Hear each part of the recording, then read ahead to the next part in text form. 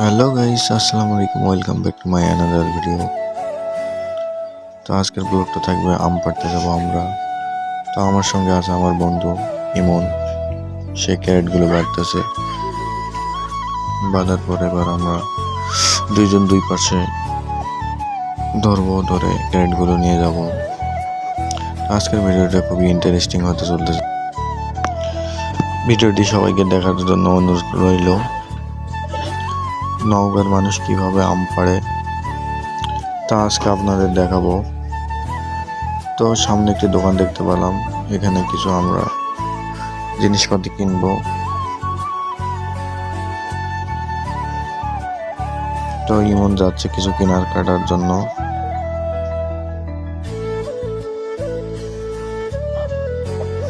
তো অবশেষে কিছু খাবার টাবার নেওয়ার পর আমরা আবারও আম বাগানের উদ্দেশ্যে রওনা দিব। তো চলেন ভিডিওটি শুরু করা যাক।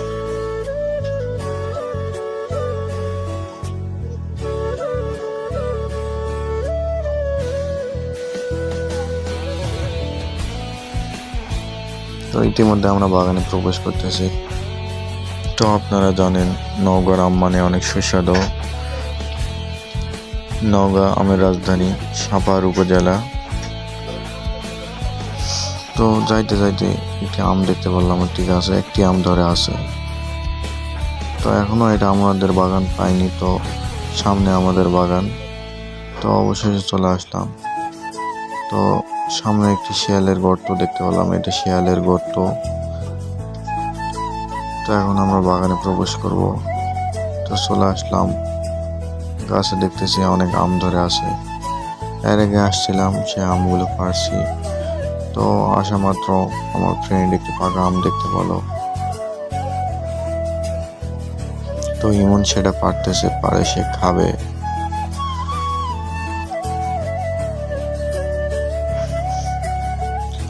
অবশেষে সে পাকা আমটি পারলো।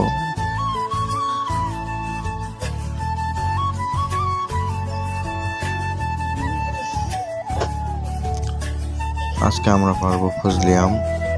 আর আম কিভাবে পারবো তা আপনাদের দেখাবো। এই যে ইমন গাছে চড়ছে, চড়ে আমগুলো পারে পারে ঘাসের মধ্যে পড়তেছে। তো দেখেন আমের বন্যা বয়ে গেছে। তো এইগুলো আমরা এখন ক্যারেট করবো। ক্যারেট করার পর এই তো সাজায় রাখবো। দেখেন কত সুন্দর আম।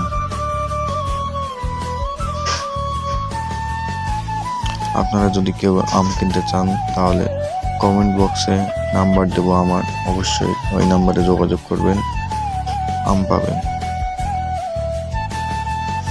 তো আমগুলো পাড়ার পর ক্যারেট করলাম, ক্যারেট করার ঢালাম, ধুয়ে রাস্তায় আনলাম।